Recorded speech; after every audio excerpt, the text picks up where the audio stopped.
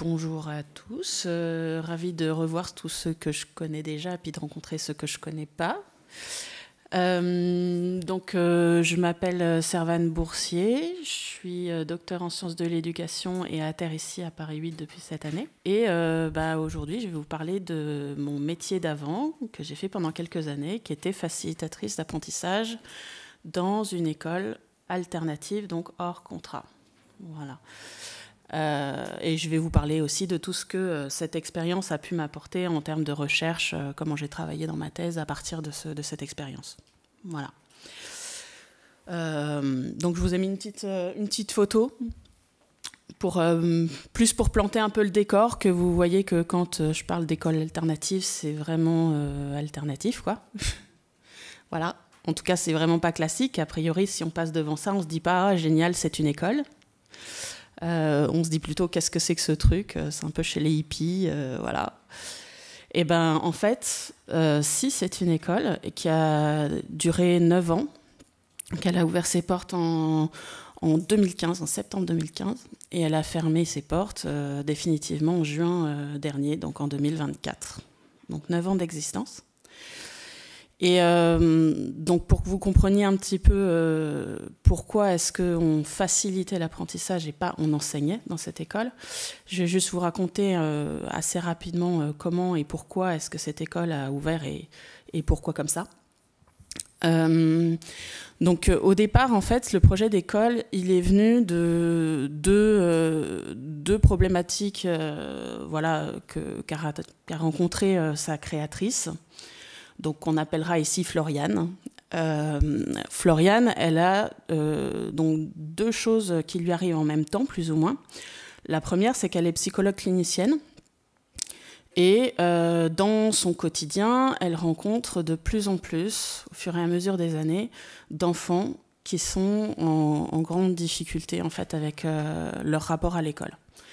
Alors ça peut être parce qu'ils ont des troubles X ou Y, ça peut être à cause de l'anxiété, ça peut être des problématiques de harcèlement, de violence, voilà, ou simplement un mal-être un peu diffus. Et le fait qu'il y en ait de plus en plus, pour elle, ça devient de plus en plus oppressant, avec un besoin d'essayer de répondre d'une manière, on va dire, un peu, pas uniquement sur un volet psychologique, mais plus global, plus systémique en tout cas. Il y a ça, et puis il y a que parallèlement, elle est maman de 4 enfants, 3 garçons, une fille, tous à haut potentiel intellectuel, 3 avec une hyperactivité en plus, et la dernière avec une dyscalculie, une dyslexie, une dysorthographie. Donc même si elle-même avait plutôt un rapport a priori à l'école plutôt sain, elle me décrit une scolarité facile, fluide. Elle explique au départ qu'elle n'a pas spécialement voulu faire une école hors contrat. En tout cas, ce n'était pas un désir a priori de sa part de faire de l'alternatif ou quoi. Il se trouve que dans son expérience personnelle, elle n'a pas trop eu le choix que de trouver des solutions pour ses propres enfants, en fait, au départ.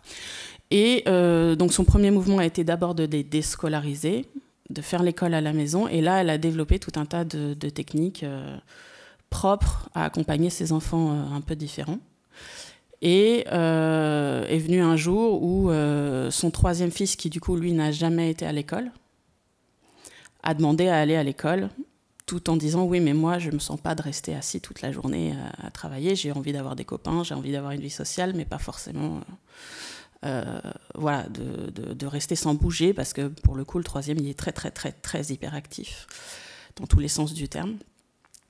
Et donc, ces 2 faits, on va dire concomitants, ont éveillé chez elle le désir de contribuer autrement et de créer une école différente qui serait, on va dire, plus apte, ou en tout cas réfléchie pour accueillir des enfants qui ont des besoins atypiques ou qui ne se sentent pas bien dans des écoles plus conventionnelles. Voilà. Donc la motivation de départ était celle-ci. Et donc au moment où ils ont voulu créer l'école, ils ont commencé par s'informer, donc par lire un peu des différents pédagogues. Voilà, donc ils ont lu Freinet, ils ont lu Montessori, Steiner. Ils ont lu aussi tout ce qui était autour de l'éducation positive, bienveillante. Donc ils ont lu plutôt quand même on va dire des livres grand public, pas forcément des livres très scientifiques, mais voilà, ils ont lu Filiosa, Guéguen, des personnes comme ça. Et ils se sont inspirés de ça pour créer au départ une école alternative, mais relativement classique. C'est-à-dire qu'il y avait au tout début des cours, des plannings, des choses comme ça, assez, on va dire, standards, quoi. Enfin, comme on peut faire dans des écoles classiques. Et par contre, avec cette idée toujours de s'ajuster aux besoins de l'enfant, ça c'est vraiment ce qui a été posé comme pierre centrale de leur pédagogie, c'est on va accueillir l'enfant tel qu'il est, avec les problématiques qui sont les siennes, on va essayer de l'écouter le plus possible, de comprendre quels sont ses besoins, et ensuite on va construire un projet pédagogique autour. Voilà, ça c'est vraiment le centre. La bienveillance, et elle me décrit que la bienveillance doit se décliner en 3 axes. La bienveillance envers l'enfant, évidemment, envers l'autre, de manière générale, parce que les collègues aussi. La bienveillance envers soi, parce que si on ne prend pas soin de soi, on n'est pas en capacité de prendre soin de l'autre.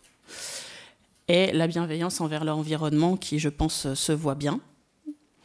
Ce qu'on ne voit pas aussi au niveau bienveillance envers l'environnement, c'est qu'on n'a pas l'eau courante et c'est des toilettes sèches, par exemple. Qu'on a un compost, qu'on a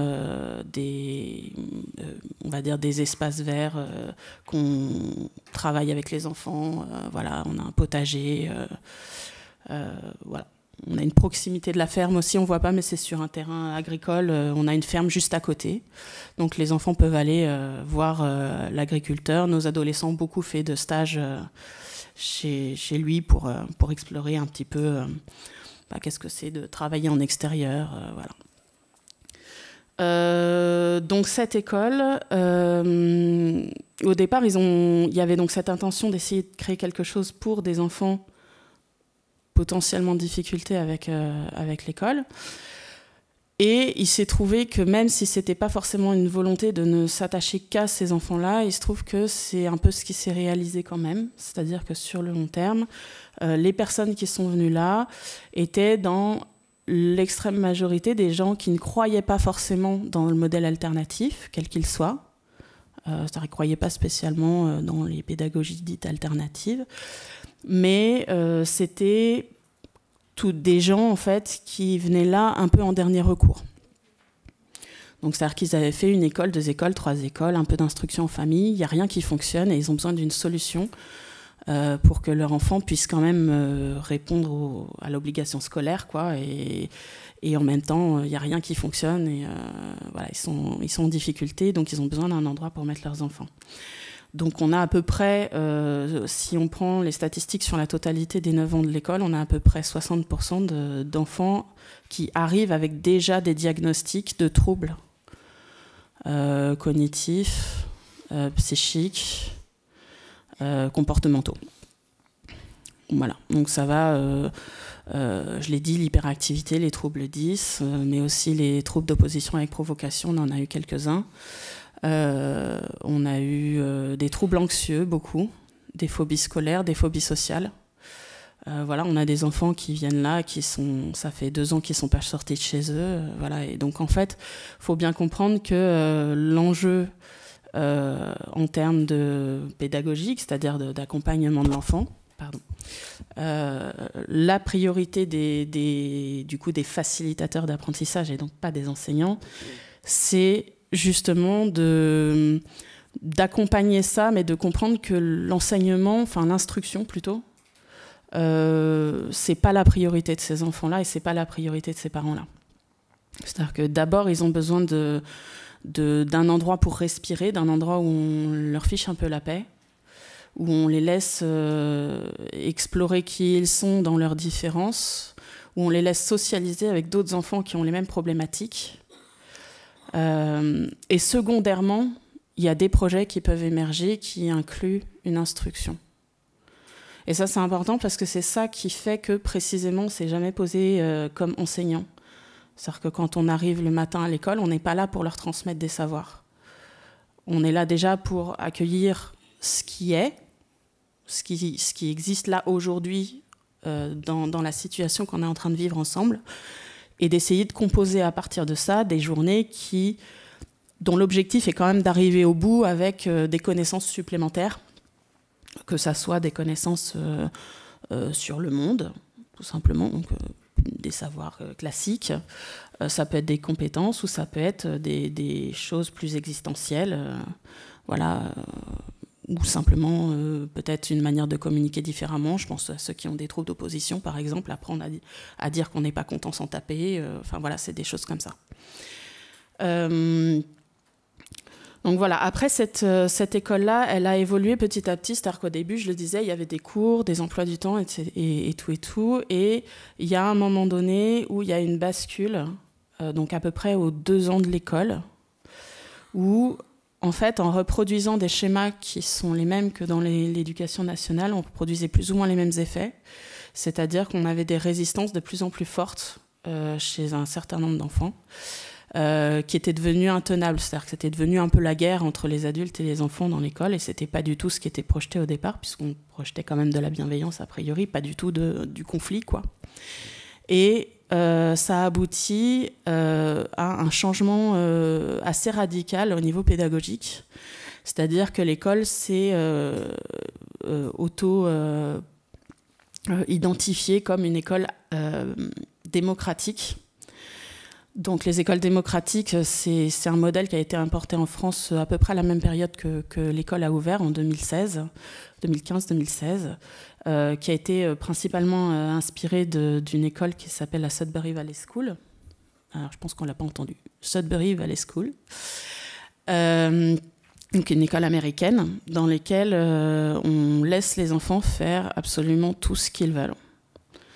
Et c'est pas du tout une exagération, c'est-à-dire que le matin, on arrive, on ne sait pas ce qu'on va faire de la journée. On sait juste qu'il va y avoir des choses et qu'on va accompagner les enfants dans ce qui va se produire tout seul, dans ce qui sera leur désir du moment. Et effectivement, on encadre ça par un genre de conseil, voilà, où on discute une fois par semaine de quelles sont les règles de vie en commun et comment on fait pour s'organiser. Voilà, pour les différentes activités qu'on veut. Mais ça veut dire aussi que ça peut être OK dans une école comme ça que faire la sieste, ça soit une activité considérée comme une activité productive. Passer son après-midi à scroller sur son téléphone peut être considéré comme une activité productive. Passer son après-midi à pêcher dans le lac du coin, ça peut être considéré comme une activité productive dans une école comme celle-là. Jouer aux cartes avec ses copains aussi. Voilà. Donc l'école a basculé là-dessus parce que les résistances à la mise au travail étaient telles que c'était pas possible en fait. C'est-à-dire que vraiment, dès qu'on essayait de faire des cours, ça devenait tout de suite le bazar. Et tous les symptômes qui existaient déjà dans les autres écoles revenaient d'autant plus qu'ils étaient nombreux à avoir les mêmes en même temps au même endroit, quoi. Donc c'est ça qui a motivé le changement. Et ça a changé beaucoup de choses dans le rapport des enfants à l'école. C'est-à-dire qu'à partir du moment où il y a eu ce changement-là, les choses se sont apaisées et il y a eu un grand élan collectif vers des apprentissages divers et variés. C'est-à-dire que d'un seul coup, on avait des enfants qui étaient très très mal juste avant, qui en l'espace de quelques semaines sont devenus joyeux, actifs, motivés pour à peu près tout, qui avaient une appétence pour l'activité, et on a vu des enfants en grande difficulté se transformer complètement. Et il se trouve que moi, je suis arrivée dans cette école-là à peu près à ce moment-là. C'est-à-dire que j'ai fait mon stage de licence en 2016, juste avant qu'il fasse ce changement-là. Et j'ai fait mon stage une semaine. J'ai repassé régulièrement des coups de téléphone pour prendre des nouvelles sur la fin de l'année. Et après, j'y ai inscrit mes enfants, parce que j'ai moi-même traversé, on va dire, une expérience compliquée dans la scolarité de mes enfants qui se sont fait harceler en maternelle. Donc j'ai mis mes enfants là pour qu'elles soient mieux. Et du coup, j'ai pu, d'abord de l'extérieur, et puis petit à petit, je me suis insérée de plus en plus. J'ai commencé à faire un peu de bénévolat, puis ensuite j'ai travaillé, etc. Je me suis investie de plus en plus dans l'école progressivement. Mais j'ai pu commencer à observer un petit peu ce qu'ils y faisaient. J'ai pu commencer à parler un peu avec certains parents, essayer de comprendre un peu le sens que eux mettaient dans le fait d'avoir leurs enfants là, ce qu'eux avaient pu observer comme changement chez leurs enfants. Moi, j'ai observé les propres changements chez mes enfants, des changements moi-même aussi, et j'ai pu faire un certain nombre d'heures d'observation, alors de façon assez informelle, puisqu'à ce moment-là, je ne suis pas encore dans ma recherche. Mais comme je suis présente sur le terrain et que c'est un terrain étrange pour moi, il y a quand même un certain nombre de choses qui viennent et que j'écris dans mes journaux en me disant que ça me servira plus tard, peut-être pour des recherches ou voilà. Donc, mais à ce moment-là, c'est très informel en termes de recherche. Mais déjà, il y a beaucoup de questions qui se posent. Notamment, en tout cas, celle qui, moi, m'a le plus interpellée, c'est ce côté très contre-intuitif de se dire que si on laisse les enfants tranquilles et si on n'exige rien d'eux, il se passe plein de trucs chouettes. Et qu'il y a vraiment des enfants que ça a transformé profondément dans leur rapport au savoir, dont un certain nombre qui, au bout de 1 an ou 2 ans à ce régime-là, alors qu'ils étaient vraiment en rejet total de l'école, se sont mis à nous dire « Bon, maintenant, je veux retourner dans une école classique et j'ai envie de réapprendre des choses un peu plus scolaires. » Et non seulement à produire ce projet-là, mais à le mener au bout et à réussir leur retour dans des établissements classiques, quoi. Et ça, pour moi, c'était très contre-intuitif et ça m'a énormément questionnée. À ce moment-là, j'étais en master et donc je travaillais en parallèle sur un projet de recherche sur la permaculture.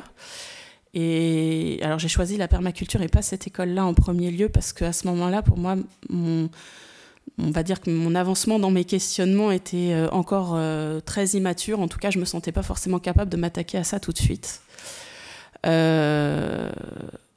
Et en même temps, le fait d'avoir fait le détour par la permaculture, on le verra tout à l'heure, ça m'a ouvert des portes, notamment par rapport à la lecture que j'en ai produite après dans ma recherche. Donc voilà, à ce stade, je me pose beaucoup de questions et ce sont ces questions qui en fait vont me motiver à terme à me dire « Ok, je vais faire une thèse sur cette école-là parce qu'il y a vraiment quelque chose à faire là. Il y a des choses qui se passent qui sont pas, on va dire, c'est pas que c'est pas logique, mais c'est pas le résultat qu'on attend en fait.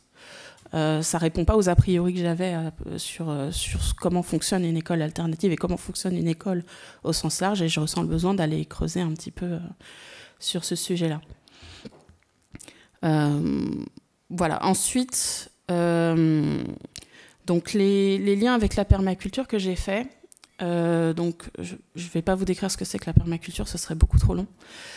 Mais il y a, on va dire, 2 points dans ma recherche sur la permaculture que du coup, après, je me suis réappropriée pour réinjecter dans ma recherche sur l'école. La première, c'est l'idée de regarder l'école comme un système, donc d'avoir une lecture écosystémique de l'école.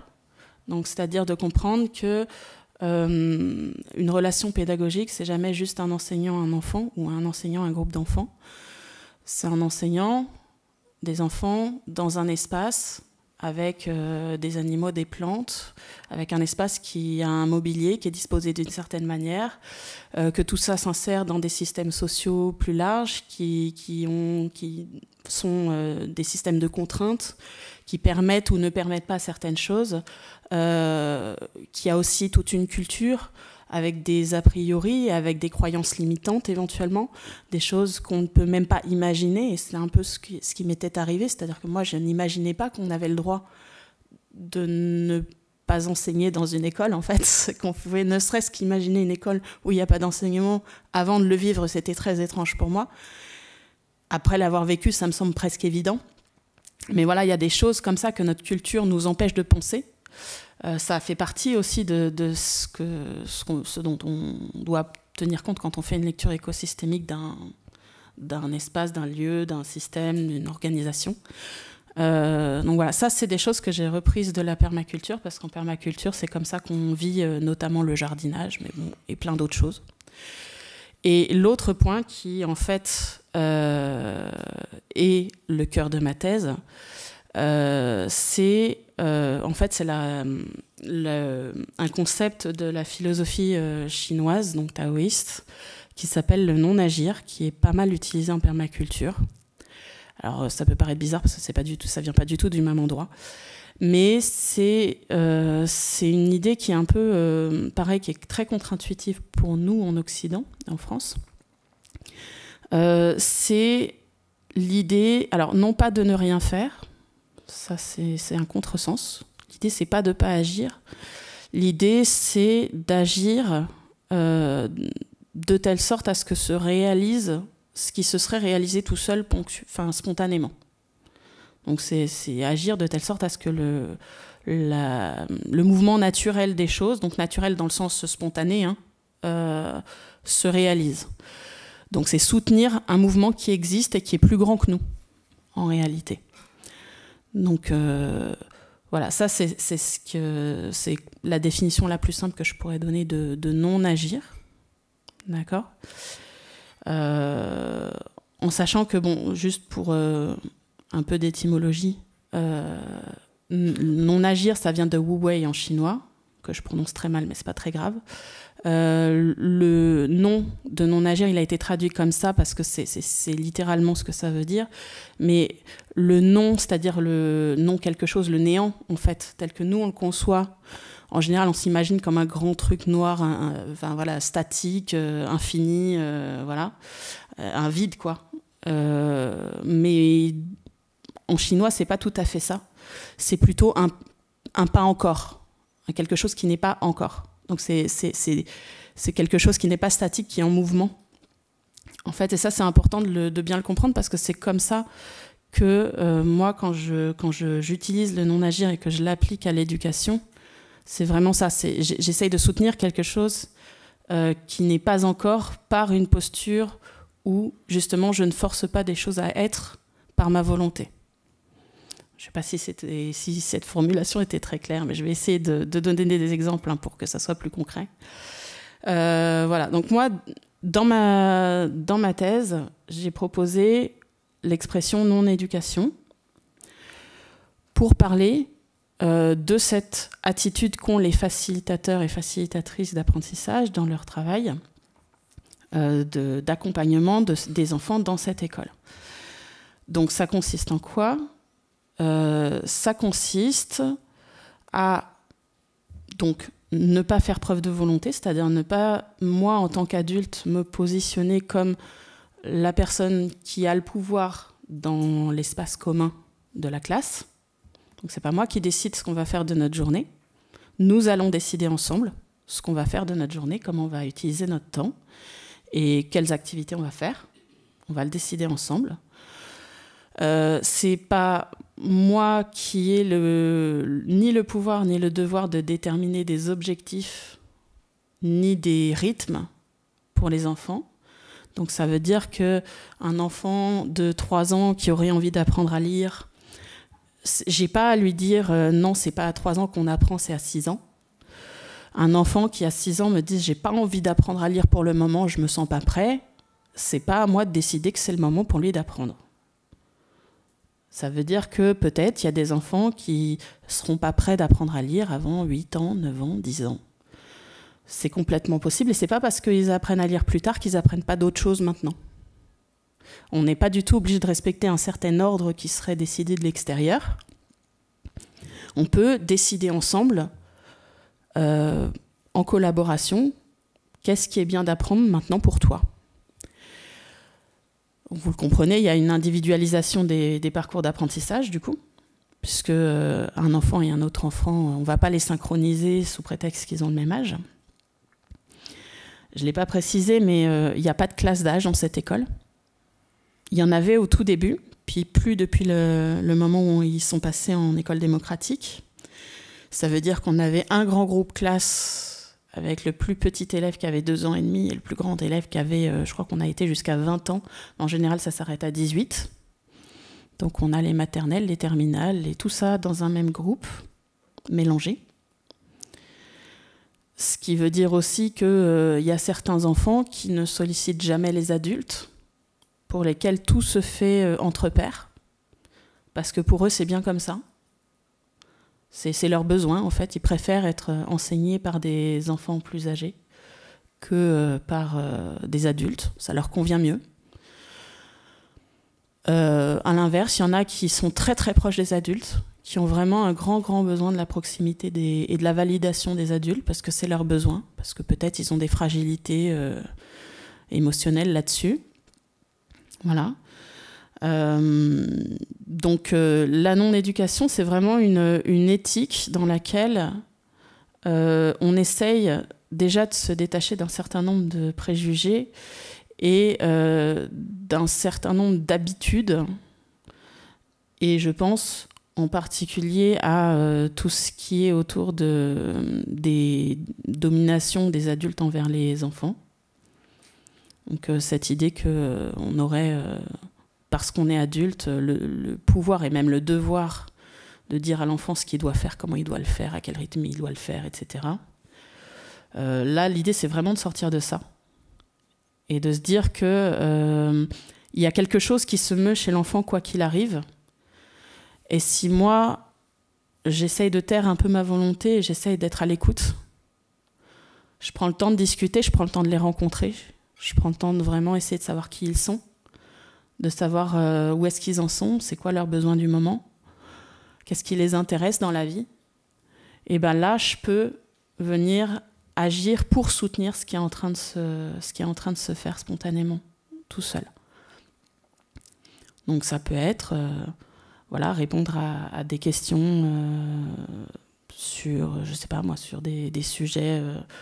Il y en a qui vont par exemple être très intéressés par le football parce que là il y a la Coupe du Monde ou je sais pas quoi. Et ben on va en profiter pour ouvrir des livres, regarder l'histoire du football. Voilà, on va nourrir ces intérêts au fur et à mesure qui se présentent. Et on sait que si on ouvre un livre pour leur parler de football, ils lisent en fait. Donc ils lisent, ils font du français. On peut leur demander derrière peut-être leur proposer de faire un petit article pour le blog, donc ils écrivent.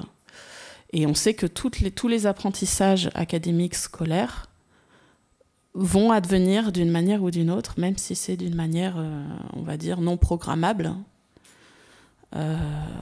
Voilà. Donc ça, c'est ce qu'on appelait, nous, faciliter l'apprentissage, et c'est pour ça qu'on ne se positionnait pas comme enseignant. Du coup, moi, en termes de recherche, ce qui m'a intéressé, la question qui m'intéressait, c'était, d'accord, admettons que cette approche-là, elle soit positive, qu'elle ait de bons effets, etc. Admettons-le. Concrètement, comment je fais ? De manière à la fois très pratique, mais aussi, on va dire, comment je fais avec toutes les émotions que ça peut me procurer. Parce que c'est pas forcément simple, parce que tout le poids qu'on enlève des épaules des enfants, il faut le porter soi-même. Donc c'est-à-dire que parce que c'est nous les adultes qui devons, à un moment donné, nous faire inspecter et devoir faire face aux questions de mais pourquoi cet enfant-là qui a 9 ans ne sait pas lire ? C'est pas normal, on est dans une école, vous devez leur apprendre à lire à 6 ans. Et nous, on doit être capable d'être droit dans nos bottes à ce moment-là et de dire oui, mais là, cet enfant-là, il a-t-il vécu ? Pour lui, là, il a peut-être un vécu traumatique de la petite enfance en lien avec la lecture ou l'écriture. C'est peut-être dur pour lui, en fait, d'aller vers cet apprentissage-là. C'est peut-être pas le bon moment pour l'instant encore. Donc, nous, on assume qu'on lui laisse le temps sur cet apprentissage-là. Mais en même temps, regardez, peut-être il sait faire déjà des équations compliquées ou il a peut-être une culture en histoire très avancée, beaucoup plus que ses copains. Et en fait, tout ça, ça peut créer des difficultés du point de vue de l'éducateur. aussi des angoisses, parce que quand on voit que des enfants ne viennent pas au savoir, il y a un moment donné, on se remet en question, ce qui est assez légitime. Comment on tient ça? Comment on fait face aussi aux craintes des parents? Parce que les parents, ils viennent, ils sont en difficulté, mais ils sont eux-mêmes très ambivalents entre leur désir de réparer, entre guillemets, psychiquement leur enfant, ou en tout cas de leur offrir un endroit où ils seront bien traités, et quand même le regard que eux peuvent recevoir dans le cadre de leur famille, des grands-parents ou des oncles et tantes qui eux disent oui mais c'est pas normal, ton enfant on le fait pas travailler, il a pas de devoir le soir. Donc eux-mêmes ont leur propre charge affective qu'il faut qu'on prenne en charge nous et qu'on les accompagne pour que eux arrivent à le vivre bien, en tout cas suffisamment bien pour pas que ça affecte leur enfant. Donc tout ça ce sont des compétences que nous, en tant que facilitateurs d'apprentissage, du coup, on doit acquérir. Et c'est pas facile, d'autant plus qu'il n'y a pas de formation. C'est-à-dire que nous toutes, là, dans l'équipe, il y a une seule personne qui a fait le parcours classique, on va dire, pour devenir enseignant. Donc, a fait un Master 9. Tous les autres sont psychologues, psychothérapeutes. Il y en a qui travaillaient dans l'animation socioculturelle, il y en a... moi j'étais infographiste, donc rien à voir. On avait tous des métiers qui finalement ne nous avaient pas spécialement formés, ni à enseigner, ni à accompagner des enfants dans le cadre d'une école. Et donc se pose la question de comment on fait avec pas de formation. Sous-entendu, l'utilité de la recherche, ce serait de réussir justement peut-être à identifier quels sont les points de formation essentiels pour les gens qui veulent se projeter là-dedans. Même ça peut être aussi pour des enseignants qui veulent essayer de changer, ou en tout cas d'adapter leur pratique, sur quoi ça s'appuie. Donc l'enjeu de ma recherche, elle visait surtout ça. Méthodologiquement, je vais passer assez vite, mais je vais quand même vous décrire un petit peu comment j'ai fait. Je suis partie du principe qu'on est très peu nombreux à avoir une expérience directe de ça.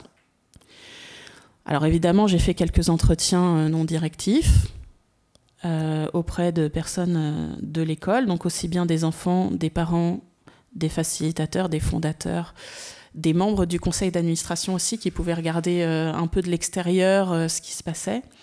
Et aussi d'autres facilitateurs, d'autres écoles alternatives. J'en ai pas eu beaucoup, mais j'en ai eu 3 ou 4 en entretien, pour voir un peu aussi ce qui pouvait être spécifique à notre école et ce qui était peut-être reproductible ailleurs. Donc il y a eu des entretiens, il y a eu évidemment des heures et des journées entières d'observation que j'ai consignées dans mes journaux tout au long des 7 années qu'a duré mon investissement dans cette école. Et puis surtout, il y a eu un moment donné dans ma recherche où je me suis dit, mais en fait, cette expérience, je l'ai en moi et ce serait dommage de ne pas venir chercher, de ne pas venir faire une auto-analyse de mon parcours, mais aussi de mon vécu intime de cette expérience-là. Et donc en fait j'ai toute une partie de ma thèse, toute la deuxième partie qui se fait en première personne où je fais donc ce qu'on appelle des kairos d'auto-formation, c'est-à-dire qu'en fait c'est une méthode qui vient de Pascal Galvani si jamais vous avez envie de creuser la question. Un kairos, c'est un moment intense de pratique, c'est-à-dire c'est un moment où d'un seul coup j'ai eu l'impression que là il s'est passé quelque chose de déterminant, quelque chose qui a déterminé la réussite ou l'échec d'ailleurs d'un moment de pratique. Donc là j'ai eu l'impression d'avoir vraiment contribué à la vie de cet enfant dans des temps qui sont extrêmement courts, parfois c'est que juste quelques secondes. C'est par la capacité de répondre d'une manière ou d'une autre manière, ou même simplement de réagir physiquement d'une manière ou d'une autre manière à une question, à une situation ou à une demande. Et donc, ce que j'ai fait, c'est que j'ai essayé de lister tous les principaux kairos, c'est-à-dire que ceux vraiment où moi j'ai vraiment cette impression très forte qu'il s'est passé quelque chose d'important. Je les ai listés. Je les ai décrits. Et après, je les ai transcrits en bande dessinée. Alors, c'est pas du tout juste cosmétique. C'est-à-dire que ça n'a pas pour objectif juste de faire joli parce que j'aime bien dessiner. En fait, c'est vraiment une partie intégrante de ma méthodologie, le fait de passer par le dessin. Et parce que, en réalité, au niveau de la méthode, donc j'ai pris chaque Kairos un par un, je me suis mis dans un état un peu méditatif, on pourrait dire ça comme ça, pour essayer de laisser remonter le souvenir le plus possible tel qu'il est, c'est-à-dire fragmenté.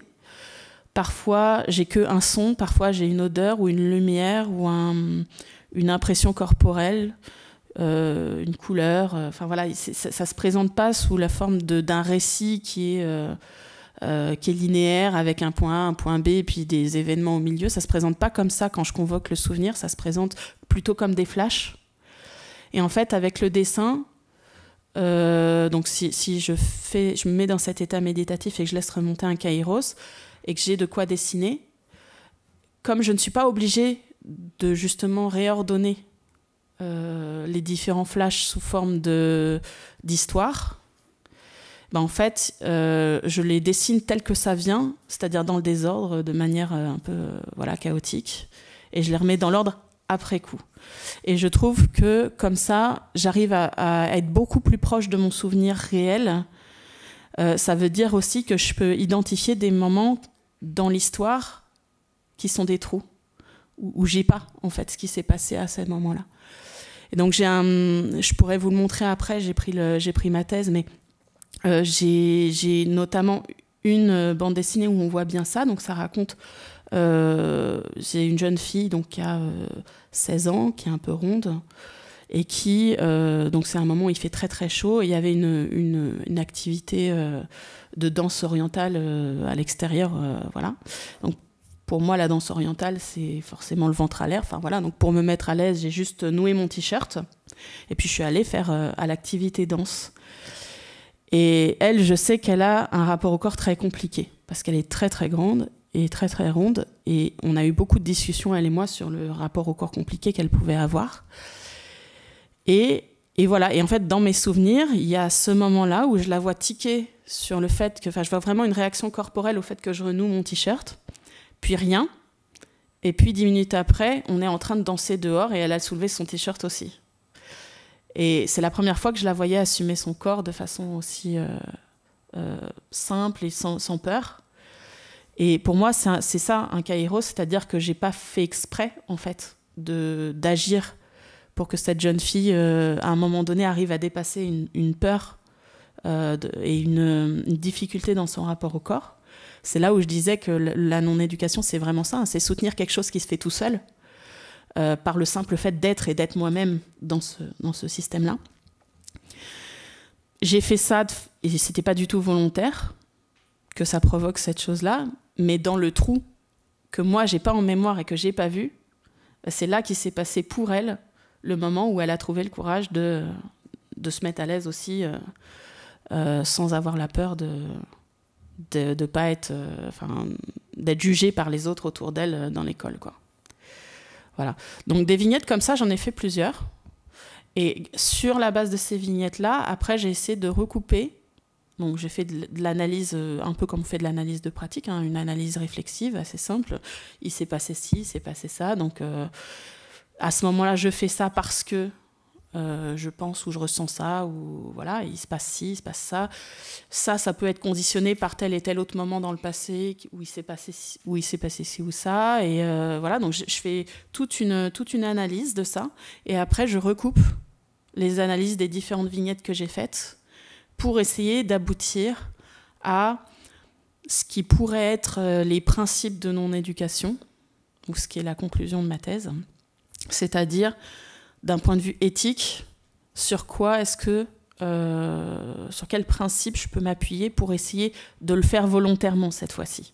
Pas de juste me rendre compte que je l'ai fait et comment ça s'est passé, mais et si je veux essayer de activement faire ça, sur quoi je peux m'appuyer en fait.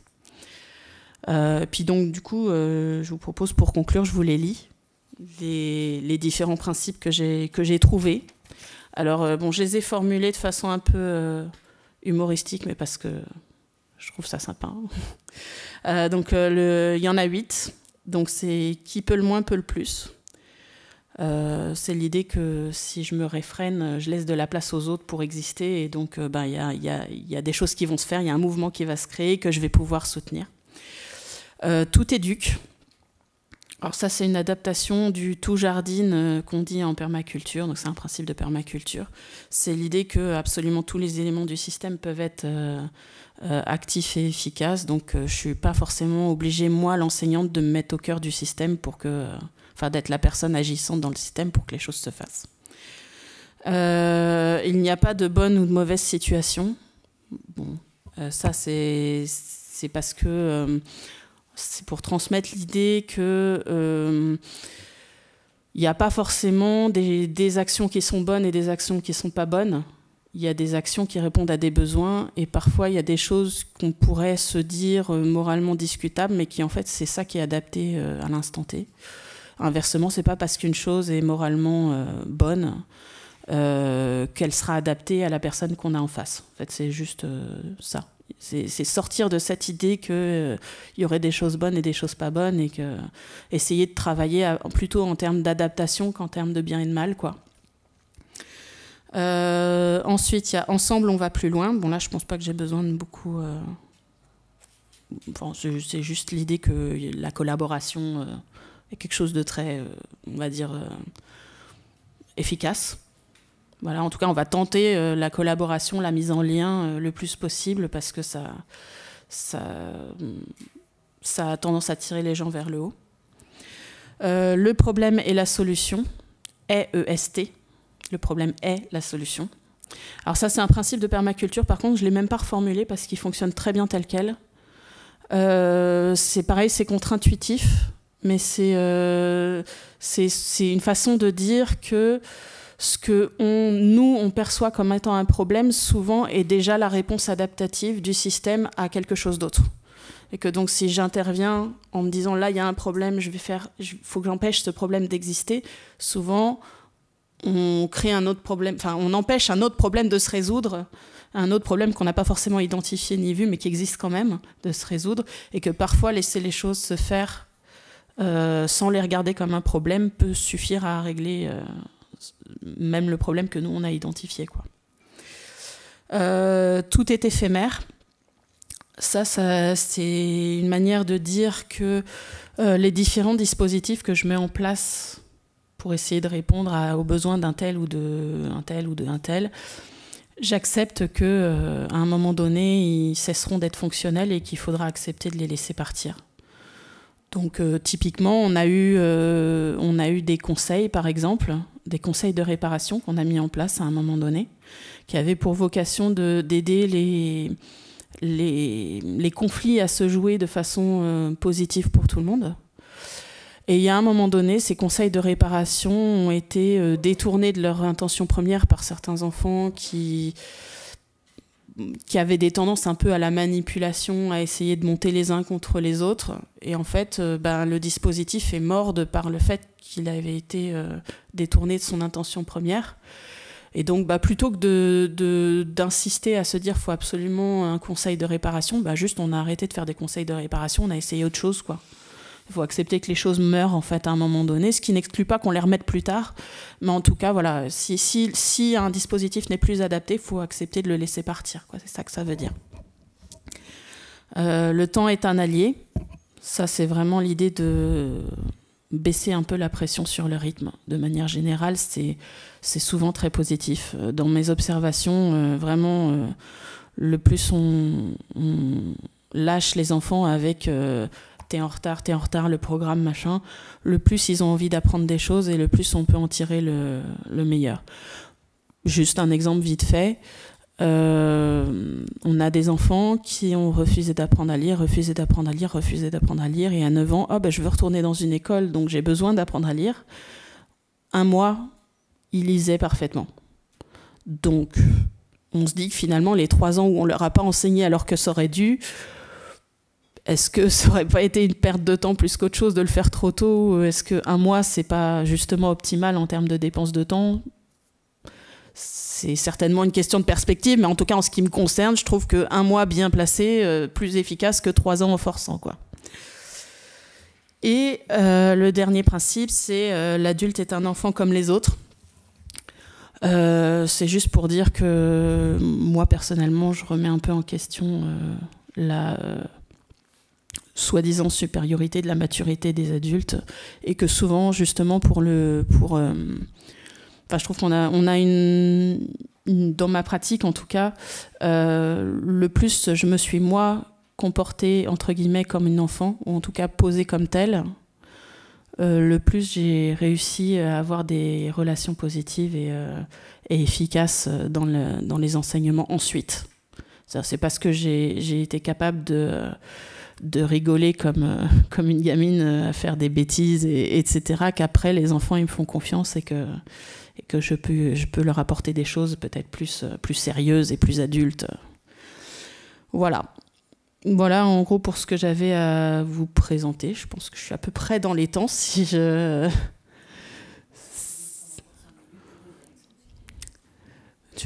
Un exemple un exemple de pratique peut-être. Peut-être je peux parler un peu rapidement des outils, parce que c'est vrai que j'ai tendance à beaucoup résister quand on me dit d'accord, mais tu t'appuies sur quel outil pour faire ça? Je résiste un peu. Pourquoi? Parce que je pars du principe qu'il y a autant d'outils adaptés qu'il y a de situations, c'est-à-dire qu'il y a de gens pour le faire, et d'endroits, et de systèmes, de classes, de tout ce que vous voulez. Donc ce qui est un outil efficace pour moi ne sera pas forcément un outil efficace n'importe où ailleurs. Cet outil-là, il est efficace pour moi dans mon système, dans mon école, avec les enfants qui sont là. Et il est même possible que si l'école avait duré encore 5 ans, peut-être que dans 5 ans, cet outil-là aurait pu être utile parce que la situation aurait été différente. Celle qui a été utile pour moi, en tout cas vraiment celle sur laquelle je me suis le plus appuyée, c'est la communication non violente. Parce que il y a à la fois tout un principe éthique, il y a des techniques de communication, mais surtout il y a, on va dire, une structure, une sorte de méthode pour réfléchir, en s'appuyant notamment sur la notion de besoin qui pour moi est vraiment centrale dans ma pratique. C'est-à-dire que tout le temps je vais essayer de comprendre quel est le besoin derrière ce que j'observe.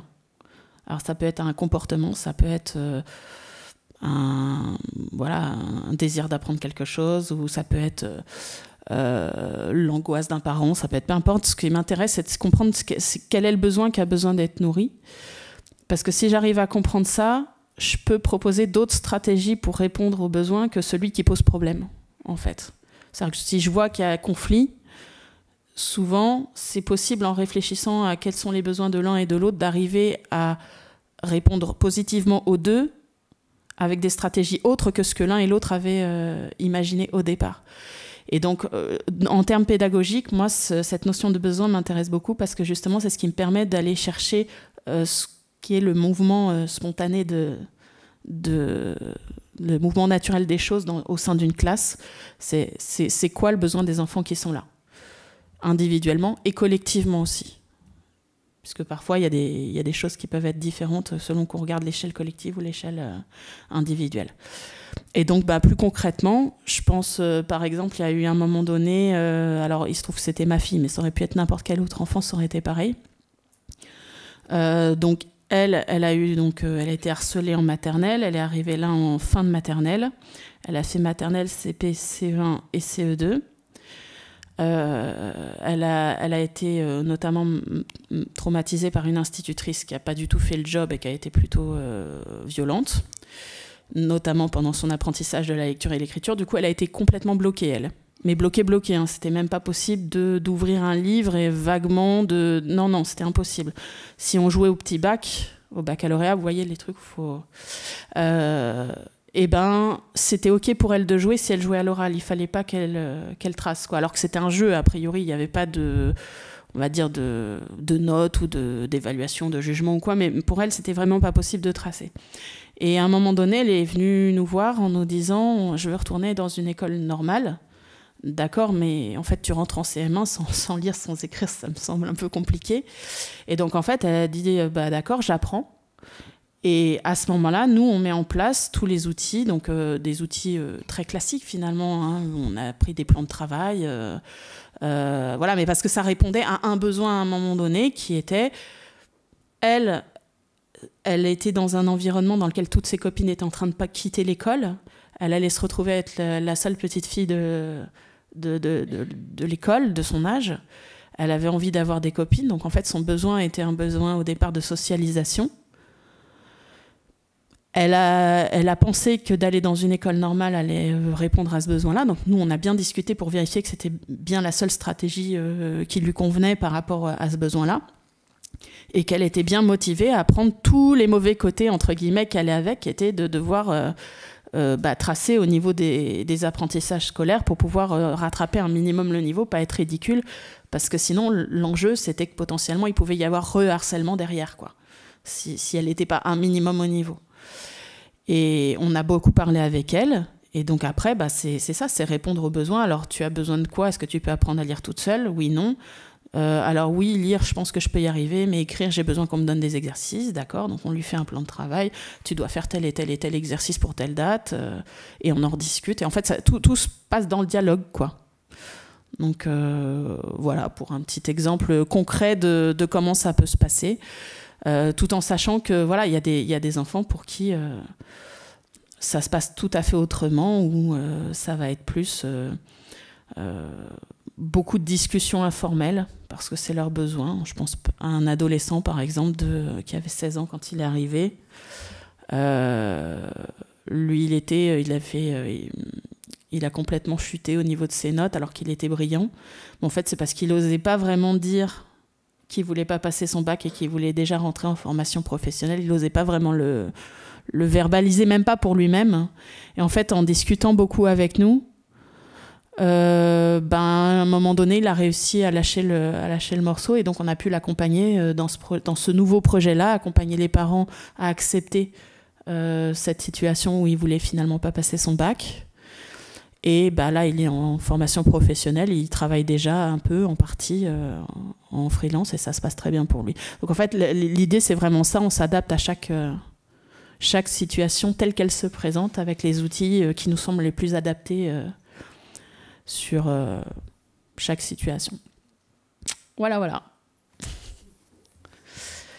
Merci beaucoup.